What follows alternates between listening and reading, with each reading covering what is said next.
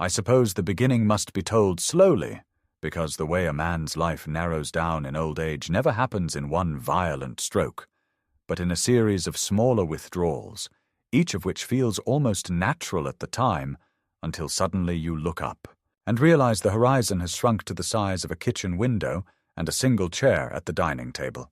I am 72 years old, a widower for nearly a decade, and though I tell people in the neighborhood that I am doing fine on my own, I am not sure I have truly believed that for a long while. My house, once warm with voices, now carries silence like dust on every shelf, and the clock in the living room, a wedding gift from my wife's parents, seems to tick louder with every year, filling in for the conversations that are no longer there. When I rise in the morning, I move carefully, feeling the weight in my joints, listening to the faint protest of knees that once carried me through long work days without a second thought.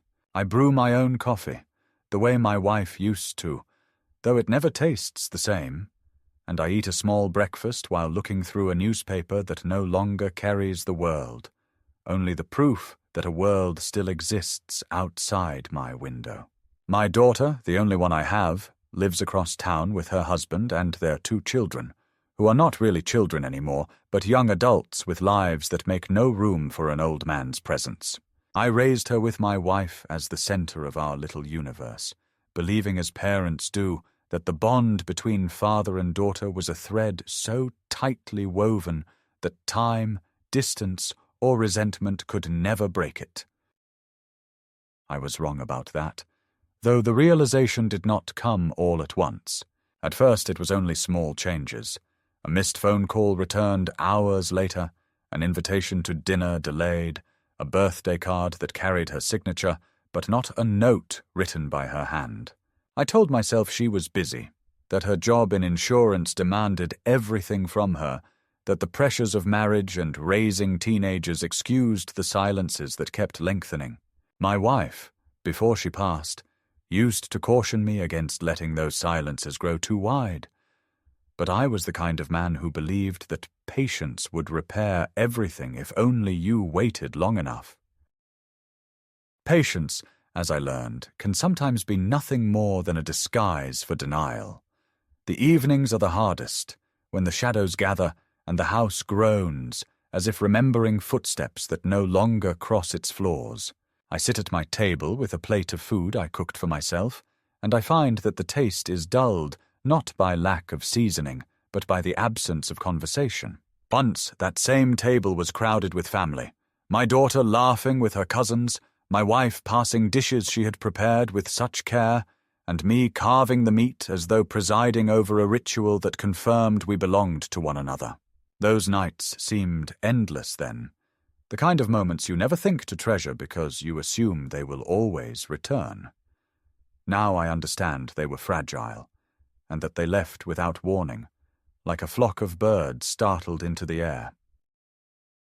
What remains is only the echo, the shell of the ritual, the table standing solid but stripped of the warmth it once gathered. My hands tremble sometimes, not dramatically, just enough for the spoon to rattle against the edge of a cup or the newspaper to flutter when I hold it.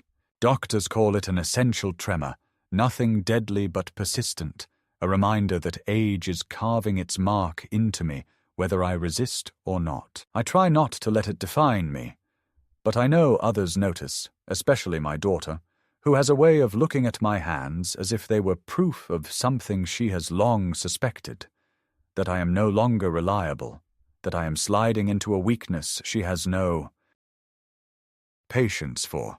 I remember the first time she mentioned it, her tone sharp, almost irritated, as though my body's failure was a choice I had made to inconvenience her. That look has stayed with me because it said more than words.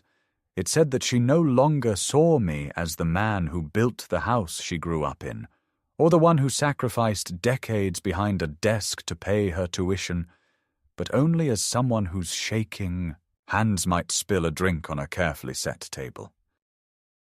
Still, I go when she calls, because a father clings to whatever fragments of family are offered, even when they cut like glass.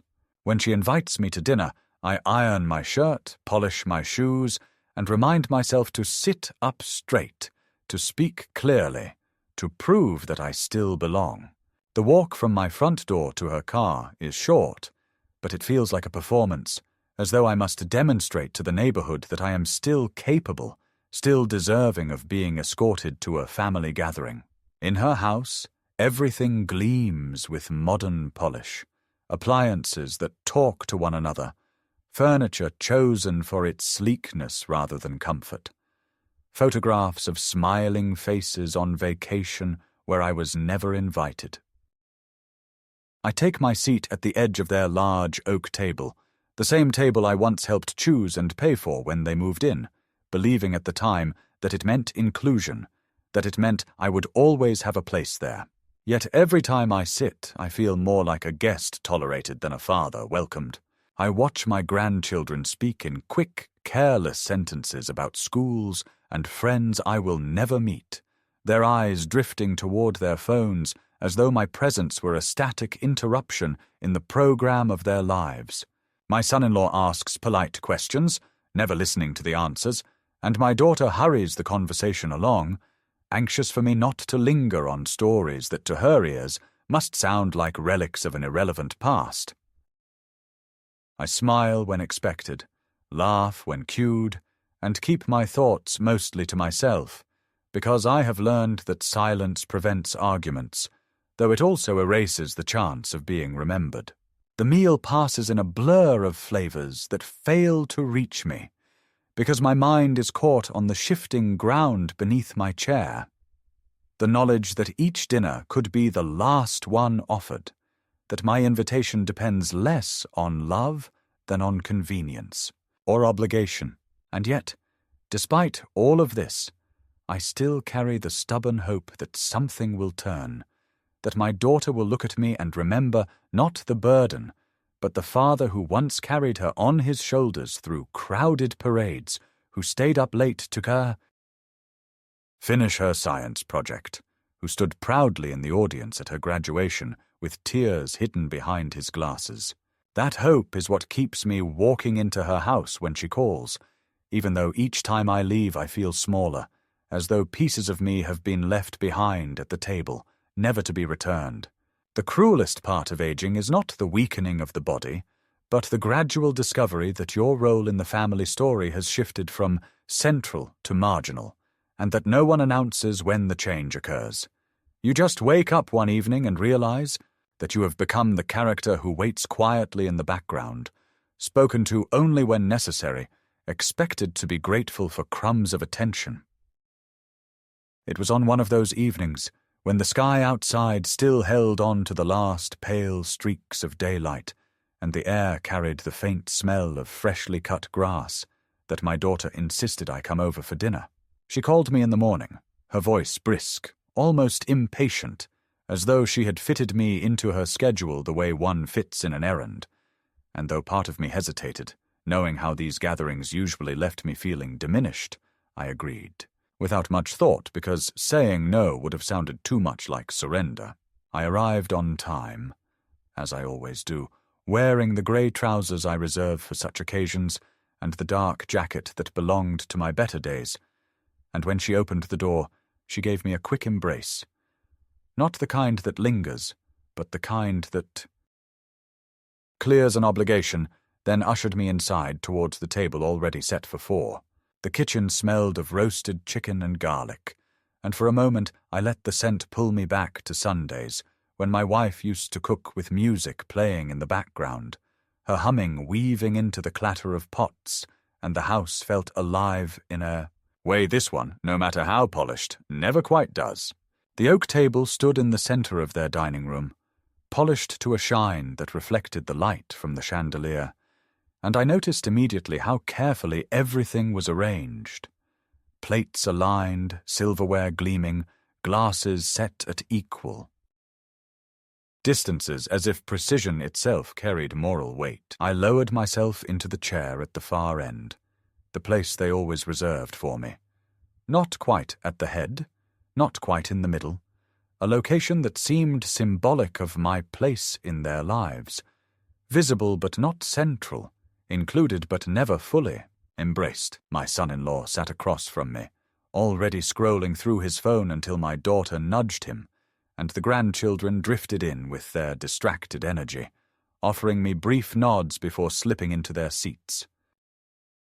Conversation started lightly, about the weather, about a neighbor's new car, about the twins' upcoming exams, but I could feel an undercurrent, the way one senses a storm waiting behind a cloudless sky. When the food was served, my daughter placed a generous helping on my plate without asking what I wanted, and I accepted it silently, telling myself it was kindness, though it felt more like management. I reached for the glass of water in front of me, and that was when it happened. My hand trembled, only slightly, but enough for the rim of the glass to tap against the plate and for the table to give a faint rattle. It was nothing, a small sound, the kind that would pass unnoticed in another home, yet here it froze the air. My daughter's eyes flicked to my hand, then to the glass, and with a sharpness that cut through the room she said, "Dad, stop shaking the table." She didn't whisper it, didn't soften it, but delivered it in the same tone she might use with an unruly child caught misbehaving at a formal gathering. For a moment no one spoke. My son-in-law looked down at his plate with a smirk he tried to hide. The grandchildren exchanged glances that carried both amusement and embarrassment, and I felt the heat rise in my face as though I had been caught in some shameful act. I steadied the glass with both hands, willing the tremor to quiet, though the more I tried the worse it seemed, and in that silence I became acutely aware of every sound: the clink of utensils, the shifting of chairs, the faint hum of the refrigerator in the next room. My daughter, perhaps realizing her words had hung too harshly in the air, forced a smile and returned to cutting her food, but the moment had already done its damage.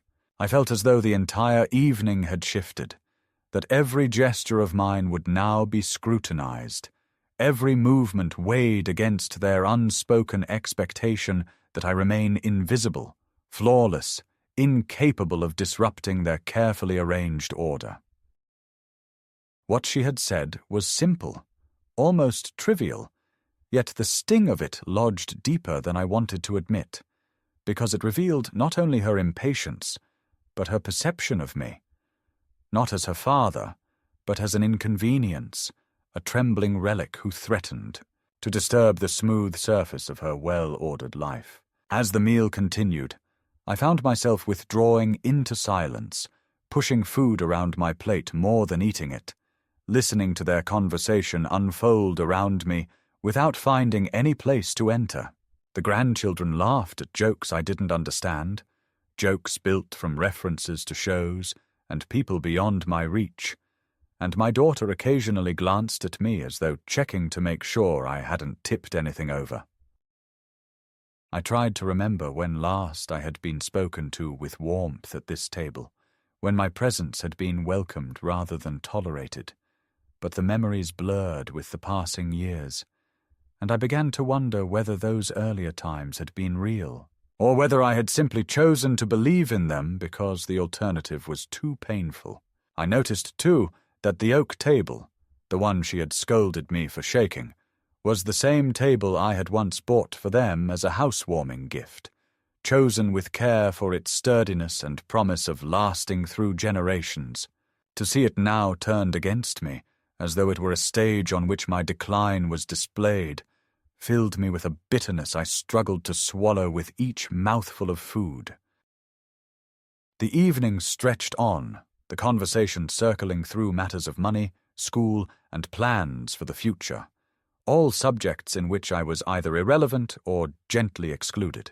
My daughter spoke with an authority that suggested she had assumed not only the role of hostess but of guardian, as though my mere existence required oversight, as though the man who once guided her through every uncertain step of her childhood had now become someone to be managed. Her earlier remark, sharp and public, had stripped away the thin veneer of respect that remained, and though she likely thought little of it afterward, I could not escape its weight. It was not just a correction of behavior. It was a declaration, a reminder that in her eyes I no longer controlled even the tremor of my own body, that the place at her table was conditional on my ability to remain still, quiet, and unobtrusive. By the time dessert was brought out, I could feel the lines of tension etched into my face, and though I forced myself to smile when offered a slice of pie, the taste was like ash in my mouth. I excused myself early, claiming fatigue, and as I walked out into the night, the cool air hit me with a clarity I had not felt in years. That single sentence, delivered without thought, had pierced through layers of patience and denial I had built around myself, and I knew something had shifted permanently. A man can endure neglect, can excuse coldness, can forgive silence, but there comes a moment when a simple remark, unguarded and cruel in its casualness, reveals the truth that has been festering all along. My daughter had not only silenced me, she had declared me small, fragile, unworthy of being seen as the man I once was, and as I walked down the empty street toward my own house, I understood with an ache in my chest that this was not just another dinner, not just another evening endured. It was the moment the balance tipped, the spark that would ignite what came next. When I returned home that night, the silence of my own house did not greet me as comfort, but as a verdict, a confirmation that whatever dignity I once carried into my daughter's home had been stripped away with a single command across the table. I sat in the living room without turning on the lights, staring at the dark outline of the clock against the wall, listening to its steady tick as if it were mocking me, keeping score of the seconds I had lost. Sleep did not come easily, and when it finally did, it was restless, filled with dreams in which I was again at the table, my hand shaking, the glasses rattling, my daughter's voice cutting through the laughter, and the faces around me turning away, unwilling to acknowledge me except as a nuisance. In the morning, when I rose to make my coffee, I noticed how heavily my body moved, as though the weight of that moment had settled into my bones. I tried to shake it off, telling myself that perhaps I had been too sensitive, that perhaps my daughter had spoken out of habit or stress, not malice, but the echo of her tone would not leave me. It had been too sharp, too practiced, as if she had said it many times before in her head, waiting for the chance to make it real. The following week brought another invitation, and though every instinct in me urged caution, I accepted, because the fear of being excluded altogether outweighed the certainty of discomfort. When I arrived, I noticed small things I had not seen before, or perhaps had refused to notice.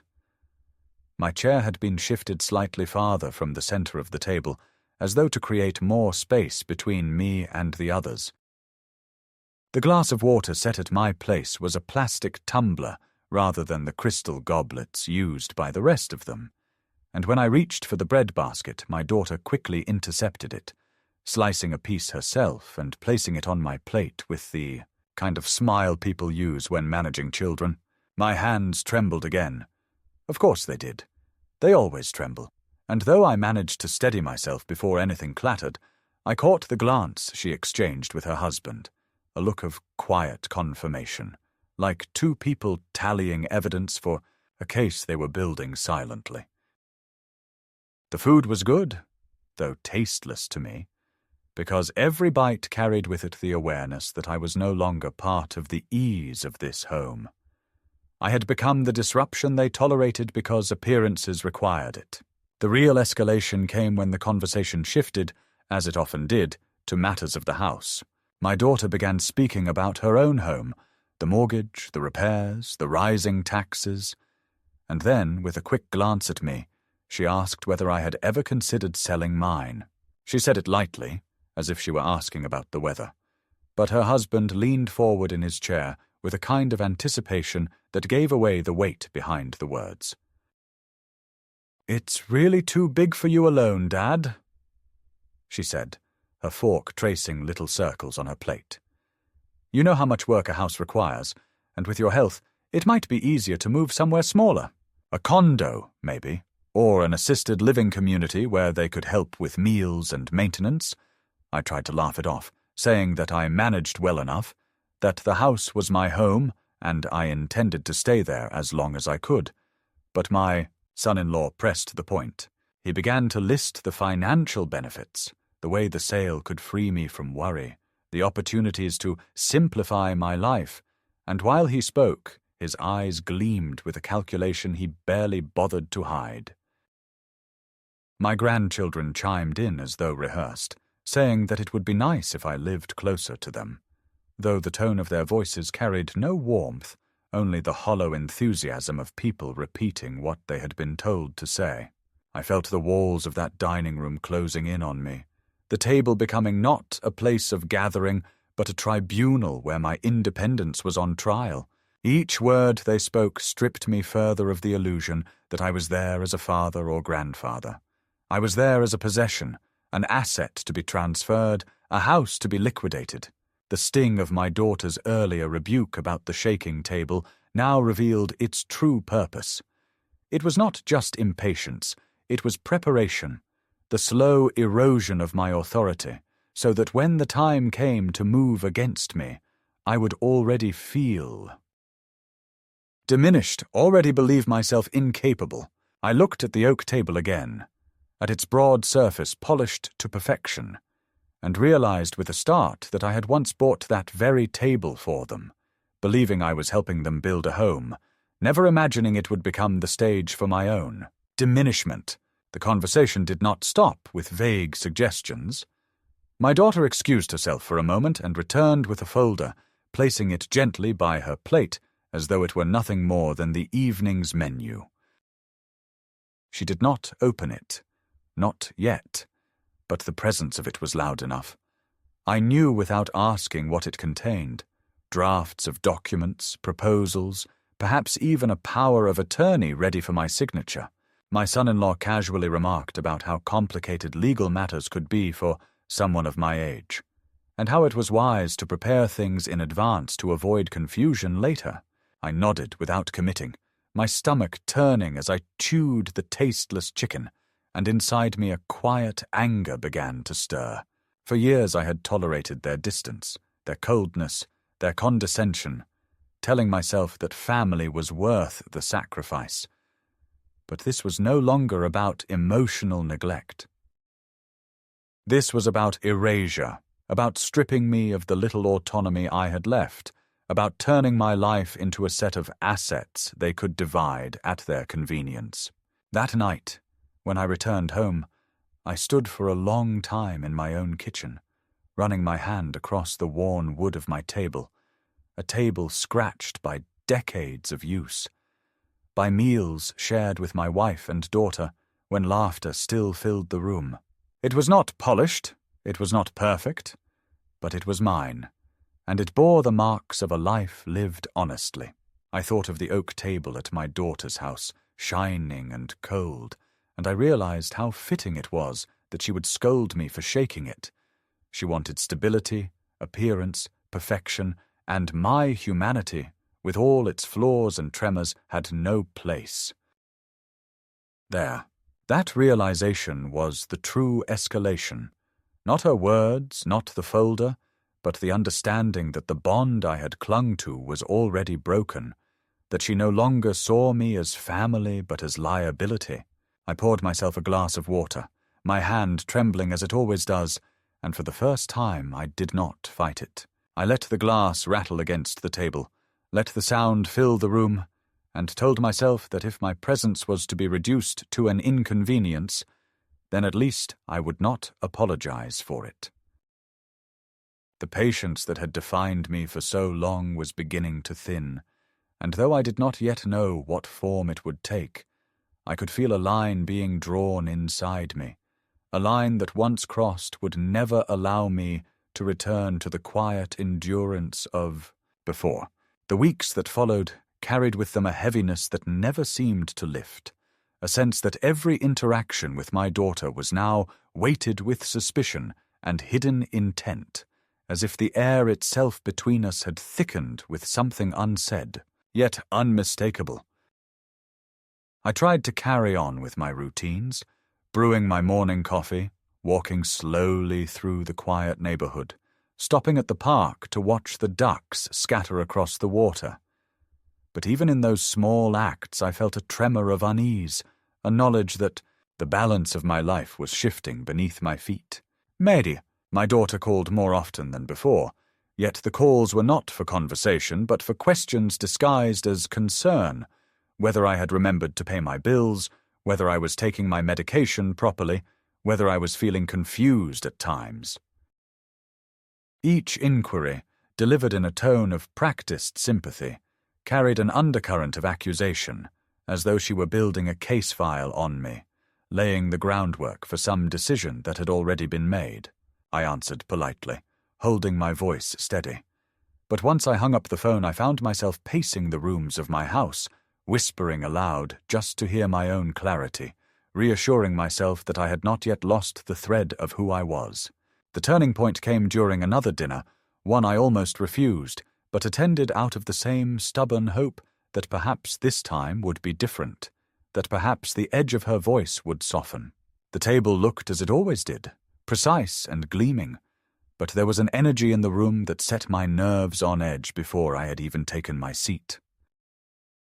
My grandchildren were quieter than usual, their eyes darting toward their mother as though waiting for cues, and my son-in-law's politeness seemed even more rehearsed than normal. We began eating, the conversation moving slowly, and then, almost casually, my daughter shifted it toward finances again. She asked about my utility bills, whether I found them difficult to manage, whether I thought it made sense for her to help with the payments. Before I could answer, she leaned forward and said she and her husband had been talking, and that they believed it was time for me to consider signing a power of attorney, just to make things easier, just to avoid complications down the road. She slid the folder she had hinted at before across the table toward me, opening it this time so that the papers inside were plainly visible, their black print stark against the white pages, with my name typed neatly in spaces waiting to be signed. The silence that followed was louder than any shout. My fork froze midway between plate and mouth, my hand trembling not from illness, but from the force of the realization. It was not speculation anymore, not an unspoken agenda I suspected, but could not prove. It was here, in front of me, in black and white, her attempt to claim control not only of my house but of my life. She smiled in a way that did not reach her eyes, assuring me that it was only a precaution, that it was for my benefit, that I would thank her later when things became simpler. My son-in-law added that many families did this, that it was common sense, and my grandchildren looked away, uncomfortable but unwilling to challenge the narrative. I stared at the papers, at the lines waiting for my signature, and I felt something inside me crack, a long-held belief shattering in an instant. For years I had excused her distance, forgiven her coldness, endured her corrections, but now the truth stood in front of me, undeniable. I was no longer her father in her eyes, no longer the man who had raised her, but merely an obstacle between her and the control she craved. I did not sign, of course, but I also did not raise my voice. Instead, I pushed the folder gently back across the table, my face calm though my chest was burning. I told her I would think about it, that I needed time, and she nodded as though indulging me, her smile fixed, her eyes already betraying impatience. The rest of the meal passed in a blur, the food tasteless, the conversation meaningless. And when I excused myself early, the relief I felt stepping into the night air was mixed with a profound sorrow, because I knew in that moment that something had ended. The illusion that I still had a place at that table, that I was still seen as family, dissolved completely. The papers had revealed the truth in its rawest form. They were not waiting for me to falter. They were preparing to push me. The crisis was not simply the threat of losing my house or my savings.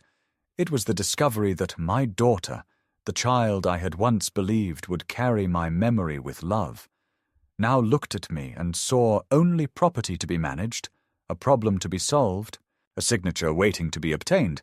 That night, back in my own house, I walked from room to room, touching the walls, the furniture, the photographs still hanging where my wife had placed them years ago, and I felt both rage and grief in equal measure.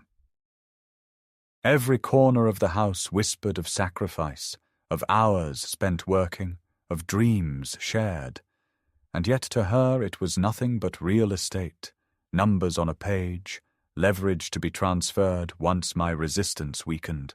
I realized then that the battle ahead would not be about paperwork alone. It would be about memory, about dignity, about the right to remain myself in the face of their determination to reduce me to less than I was. The midpoint of my story had arrived, and I felt its weight settle fully. There would be no going back, no pretending, no return to patience. What they had placed in front of me was more than a legal document. It was the proof that my daughter no longer loved me as a father, but only measured me as an obstacle. And with that realization came the quiet certainty that whatever happened next, I could no longer remain silent, because silence had already cost me too much. The days after the folder appeared on the table became a kind of rehearsal for a verdict that had not yet been delivered, as though my daughter and her husband, emboldened by my refusal to sign, decided that if they could not secure my consent, through civility, they would begin tightening the noose of humiliation until resistance itself seemed foolish. I began to notice the change immediately in the tone of her calls, which grew less like inquiries and more like interrogations, as though she were collecting evidence.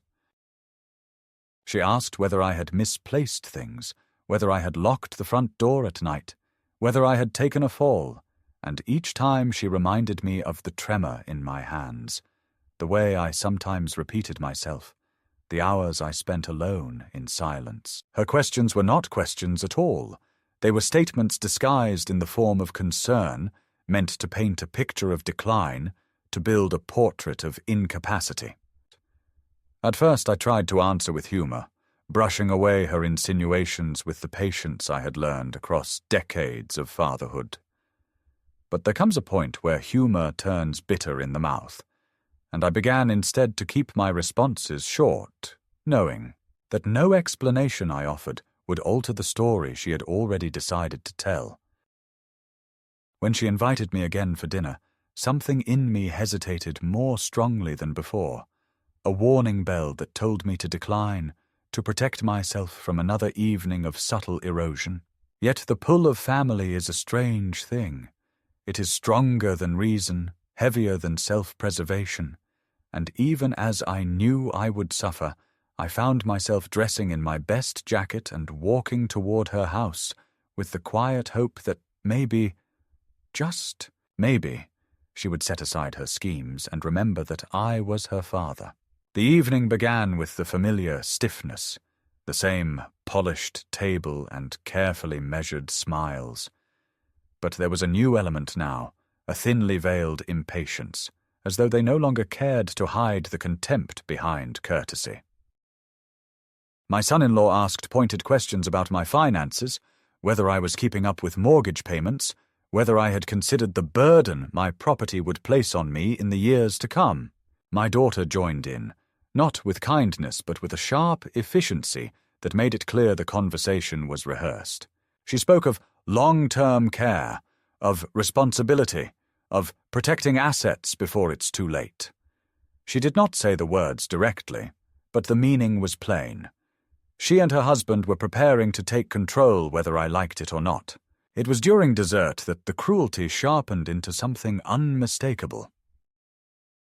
One of the grandchildren, perhaps without thinking or perhaps repeating something overheard, laughed and said, "Mom says Grandpa forgets everything anyway."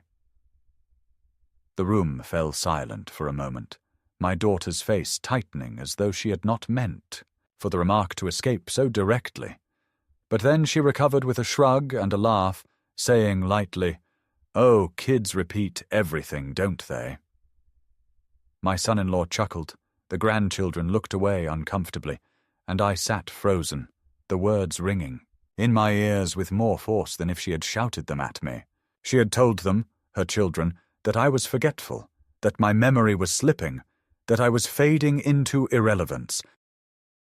In that moment I saw how carefully she had prepared her story, not only to me, but to everyone around her, planting the seeds of doubt so that when the time came to strip me of authority, no one would question it.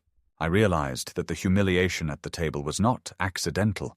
It was deliberate, a calculated erosion of my credibility, so that when she finally moved to declare me incapable, she would not stand alone. The betrayal of hearing those words through the mouth of my grandchild cut deeper than anything she herself could have said, because it proved that she was willing to rewrite me in the eyes of the very people I had once carried on my shoulders, willing to destroy not only my autonomy, but my memory in the lineage of the family. After dinner I excused myself quickly, unable to bear the weight of their gazes, and on the walk home I felt as though the very ground beneath me was crumbling. It was not only that my daughter sought to control my house and my finances, it was that she was willing to dismantle my identity, to recast me in the role of a senile, trembling man who no longer knew his own mind. The thought of it kept me awake for nights, pacing the floor of my kitchen, whispering aloud entire passages of poetry I remembered from my youth, recalling details of old clients from my days as an accountant, rehearsing dates and names and numbers, simply to reassure myself that I was still intact. I was not losing my mind. I knew it with clarity. But to them, truth did not matter. Perception was enough. If enough people believed me frail, forgetful, incapable, then the truth of my clarity would vanish beneath the weight of their narrative. The escalation reached its cruelest form during a family outing that my daughter insisted upon one Saturday. She said it would be good for me to join them at a restaurant by the water, a place she described as lively, cheerful, filled with people. I suspected the invitation carried another purpose, but again, against reason, I accepted. When we arrived, I felt immediately out of place. The restaurant was crowded with polished couples, young families, the hum of conversation rising like static, and I was seated at the edge of the table, as though positioned deliberately apart from their circle. The waiter brought menus, and when I asked for steak, my daughter overrode me with a smile, telling him I would have steamed fish, no salt, because of his health. I protested, but she silenced me with a hand on my arm and a look that said not to embarrass her. My son-in-law laughed and told the waiter to bring only water for me, not wine, because alcohol and medication don't mix. I had no such restrictions, yet they spoke of me as though I were absent, as though my presence was only a body-occupying space. The humiliation was sharpened by the couple seated at the next table, acquaintances of theirs, to whom my daughter introduced me not as her father, but as someone she was taking care of now. She told them, smiling sweetly, that I sometimes forgot things, that I needed gentle reminders, and she said it all with such practiced ease that the couple nodded in sympathy, looking at me not as a man, but as an affliction. I could not eat the fish. It tasted of saltless water and shame. When my daughter told the story of how I had nearly set fire to the kitchen last month by leaving the stove on, I felt my chest tighten with both rage and despair. The story was a fabrication. I had not been in her kitchen for months, but she told it with such detail, such casual authority, that even I felt a flicker of doubt, as though memory itself could be rewritten if spoken with enough conviction. I tried to object, to defend myself, but she silenced me again, laughing lightly, saying, "See? He doesn't remember." The couple nodded, indulgent, sympathetic, their eyes sliding past me as if I were already gone. It was in that moment, more than any other, that I understood the full scope of her plan, This was not about my comfort or even about convenience. This was about constructing a narrative of incapacity so convincing that when she finally moved to strip me of legal authority, no one would question it. The public humiliation was part of the design, each lie a brick in the wall she was building around me, a wall that would one day stand between me and my own name. That night, when I returned home, I did not cry, though the ache in my chest pressed hard enough to break me. Instead, I sat at my table, staring at the photographs of my wife on the wall, and I whispered aloud to her, as though she were still alive. I told her what had happened, told her how our daughter spoke of me, how she erased me piece by piece. I asked her what I had done wrong, how the child we had raised together with such care had become a stranger capable of such coldness. There was no answer, of course, only the silence of the house. But in that silence a decision began to form. The patience that had defined me, the willingness to endure humiliation for the sake of family, was cracking. I realized that if I remained passive, if I allowed her to continue writing this false version of me, soon even I would begin to believe it. The escalation had reached its peak. She was no longer content to control my property. She wanted to control my identity. And if I did not resist, if I did not reclaim the narrative of my own life, then everything I had lived for, all the sacrifices, all the work, all the memories, would vanish beneath the lie she had chosen to tell. I went to bed that night with a calmness I had not felt in years. Not because I was at peace, but because I knew what must come. The second escalation had shown me the depth of her betrayal, and now I understood the stakes with clarity. It was no longer about keeping my seat at her table. It was about building a table of my own, one that could not be shaken by her voice, one that would carry the truth of who I was long after her lies had faded into dust. The night of the breaking point arrived without fanfare, an ordinary invitation delivered with the same briskness as always, my daughter insisting that I come because the family needed to eat together more often. I knew before I set foot inside her house that the evening would not be ordinary, for the atmosphere of these gatherings had long since shifted from family ritual to tribunal, but I accepted anyway, compelled by a mixture of dread and resolve. This time, however, I was not walking in with the quiet hope of reconciliation. I was walking into a battlefield, and though I had no sword to raise, I carried with me the weight of truth, sharpened into something I had never dared to wield before. The table gleamed as it always did, every glass and plate positioned with exacting care, and I took my seat at the edge, aware that my daughter had arranged the chairs so that I was once again isolated, the lone defendant at the end of their polished ocarina. My son-in-law busied himself with his wine, swirling it as though preparing for judgment, and my grandchildren murmured half-hearted greetings before turning their eyes back to their phones. Only my daughter spoke with intention, filling the room with a practiced authority that made it clear the script had already been written. Dinner began with corrections, as always. She told me to eat more slowly, to be careful with the knife, to take smaller bites as if I were a frail patient under her supervision. When I reached for the glass of water, my hand trembled, and the rim tapped lightly against the plate. The sound was faint, barely more than a whisper, yet she seized upon it as though it were a crime. "Dad, stop shaking the table," she snapped, her voice slicing through the hum of the chandelier's faint buzz. The words echoed the first rebuke weeks ago, but this time they carried more weight, more authority, as if she were declaring not just irritation, but ownership. My son-in-law chuckled into his glass.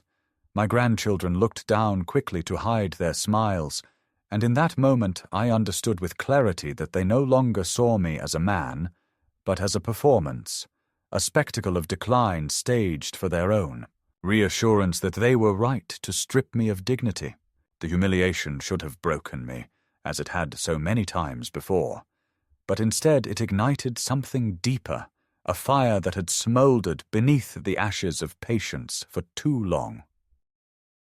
I steadied my glass with both hands, set it deliberately on the table, and lifted my eyes to hers.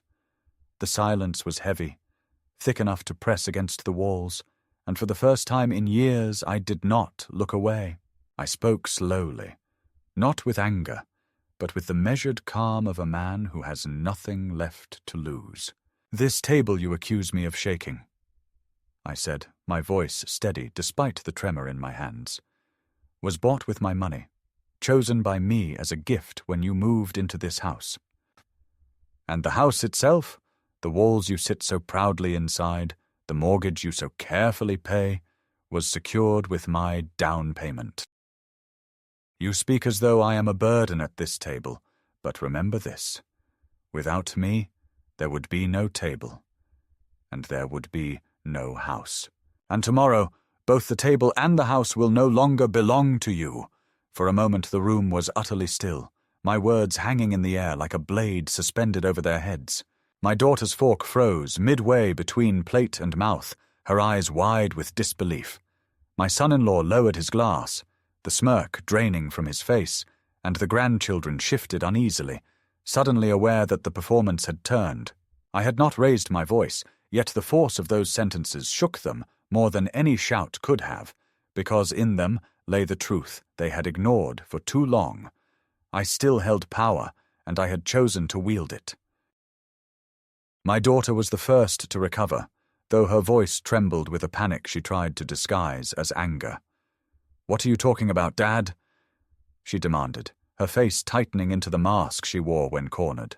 I kept my gaze steady, unflinching. "I am talking about the documents I signed when you begged me for help with this house. I am talking about the deed that lists me as a co-owner, an equal shareholder in the property you now call yours.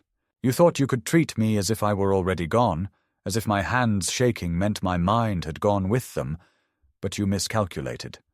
Tomorrow morning I will speak to my lawyer, and this house will be listed for sale. Every brick, every window, every polished inch of this oak table will go to the market, and you will be forced to live, not in the comfort you take for granted, but in the knowledge that your contempt has cost you the very roof over your head." The silence that followed was broken only by the faint clatter of a knife slipping from my son-in-law's grip onto the plate. My daughter's face drained of color, her mouth opening and closing as though words had abandoned her, and the grandchildren looked from her to me, their expressions shifting from amusement to shock. The power in the room had shifted, and for the first time in years it rested with me. I rose slowly from my chair, the tremor in my hands visible but irrelevant now, because the strength of my voice carried what my body no longer could. I placed my napkin gently on the table, straightened my jacket, and looked at each of them in turn. You wanted me silent, invisible, diminished to the point of erasure. You wanted me to sign away not only my house, but my dignity, to let you tell the world I was too feeble to remember my own name. But tonight I tell you this. I am not gone. I am not the shadow you tried to cast me into. I am the man who built this life you so casually dismiss, and I will not let you steal it while I still draw breath. My daughter began to protest, her words a tangle of excuses and denials. But I raised my hand, the tremor shaking through the air, like a drumbeat, and silenced her. "No more," I said, the finality of it resonating in the stunned quiet. "No more lies, no more humiliations, no more pretending that cruelty is concern. Tonight you learn that a father may bend under the weight of years, but he does not break." The room remained frozen as I stepped away from the table, the sound of my footsteps echoing against the polished floor. I did not look back as I reached the door, for I knew that what had been said could never be unsaid, that the balance of power in our family had shifted forever. For years I had carried the shame of their contempt, absorbing it in silence, but in that moment, with one sentence, I had given it back to them, heavier than they could bear. As I stepped into the night air, the cool wind brushing against my face, I felt not triumph, but release, a weight lifting from my chest that had pressed there for too long. I had shaken the table, not with my trembling hands, but with the truth they had hoped would remain buried. And for the first time in years, I walked not as a man diminished, but as a man who had reclaimed his place, who had reminded his family and himself that his life, his home, and his dignity were not theirs to strip away. When I returned home that night, the house, which had so often felt like a tomb of silence, seemed for the first time in years to breathe again. I moved through the familiar rooms with a steadiness that surprised me, touching the backs of chairs, the worn edges of the table, the photographs of my wife on the walls, and it was as if they no longer accused me of loneliness but bore witness to my survival. For so long I had thought of myself as the frail old man my daughter had described, a figure tolerated at the edge of her table, a man whose place depended on his ability to remain small and quiet. But when I spoke that night, when I reminded her of the truth she had chosen to forget, I felt something shift inside me, something that had been buried under years of endurance. I was not erased. I was not finished. I still had a voice, and though it had cracked with age, it carried a force that silence could never match. The next morning, I kept my promise. I called my lawyer, a man I had known since the early years of my career, someone who still treated me with respect rather than pity, and I told him everything. We went over the documents, the deed, the accounts, and I instructed him to begin the process of withdrawing my daughter's access to anything that bore my name. There was a quiet efficiency in his voice, no surprise, no condescension, only the assurance that what I asked could and would be done. In his office, surrounded by shelves of thick legal books, I signed papers that placed my assets beyond her reach, redirecting them to places where they would serve others rather than enrich those who sought to diminish me. Some would go to a scholarship fund in my wife's name, some to the community center where I had spent afternoons playing chess with other men my age, and the rest would remain secured until the end of my days. For the first time in years, I walked out of a building not hunched beneath the weight of resignation, but upright, my hands trembling, yet my resolve unshaken. My daughter called me that evening, her voice unsteady, the confidence stripped from it, and though she tried to cloak her panic in concern, I heard the truth in every syllable. She asked if I had meant what I said, whether I was truly planning to sell the house, whether I understood how difficult that would make things for her family. I listened quietly, letting her words spill into the air, and when she finally asked if we could talk about it, I told her simply that there was nothing to discuss. I did not raise my voice, I did not accuse her of betrayal, I did not list the humiliations she had inflicted upon me. I only told her that I had taken care of everything, and that from now on she need not worry about my affairs. There was a silence on the other end of the line, long and hollow, and then she said good night in a tone I had not heard in years, a tone stripped of authority. For the first time, she sounded like the child again, uncertain, lost. I hung up the phone with no sense of triumph, only with a quiet, steady relief. In the days that followed, I discovered a new rhythm to my solitude. I no longer waited by the phone for her calls, no longer dressed in my best jacket in the hope of another dinner invitation. I began to cook for myself with more care, lingering over recipes my wife had loved, letting the scents fill the house the way they once had. I took walks not to pass the time, but to breathe, to notice the changing of the leaves, to feel the air on my face as something more than the passage of hours. At the park, I spoke more with the men who gathered there, sharing stories that were not cut short or dismissed, but listened to with the respect of equals.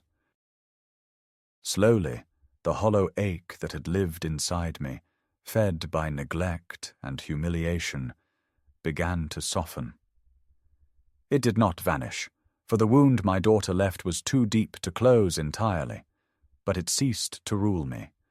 It became a scar instead of a bleeding cut. I do not know what the future holds for her, whether she will find in time the remorse she has not yet voiced, whether she will one day knock on my door not with papers or corrections, but with genuine warmth. Perhaps she will, perhaps she will not. What I do know is that my life no longer hangs in the balance of her recognition. I have reclaimed myself, and in that reclamation I have found a kind of peace I did not think possible at my age. The trembling of my hands remains, the slowing of my body is inevitable, but these things no longer shame me. They are proof that I have lived, that I have endured, that I have survived both time and betrayal. My daughter may see in them weakness, but I know now they are strength, the strength of a man who refuses to be erased. And so, each evening, when I sit at my own table, scarred and imperfect, I let the glass rattle as I set it down, and I listen to the sound with something close to pride. It is the sound of a life that still has weight, of a presence that cannot be dismissed, of a man who shook not just a table, but the illusion that he was powerless. In that sound, I hear my wife's laughter, my younger self's determination, and the quiet promise that though my days may be numbered, they will not be wasted in silence. I will leave this world not as a burden diminished at someone else's table, but as a man who carried his dignity to the very end.